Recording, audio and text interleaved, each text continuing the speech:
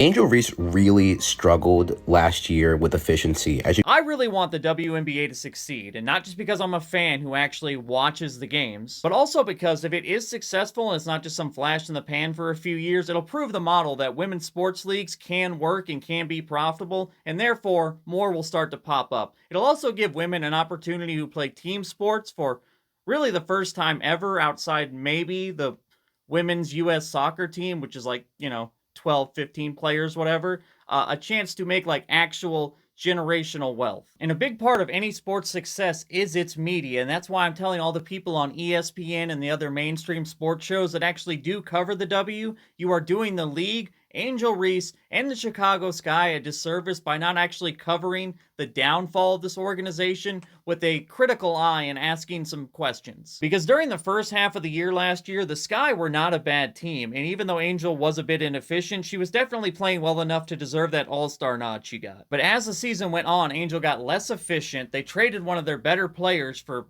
not much really. And then in the offseason, the first year coach got fired because, according to the Chicago Sun-Times, she had lost the locker room because of a culture that catered to the needs of a few players. And you also had the egregious stat padding that happened a few times with Angel Reese. Like, she's calling for the ball here in a dribble it out situation. If you don't watch basketball, this would be a fight in the NBA. Dudes would 100% throw hands if this happened in the NBA. This happened enough times where finally one time when she tried to do it, the entire New York Liberty team surrounded her so she couldn't get another bucket. Now, I'm not saying this to dunk on Angel Reese, but they have looked like the worst team in the W so far, and if I'm a Sky fan, I have a lot of questions. Like, why are we centering our offense around the super inefficient 7th pick from last year's draft and not the 6'7", 215-pound top 3 pick from last year's draft that shot a way better percentage? And these are discussions that go on all the time in sports, and it's not personal, they're just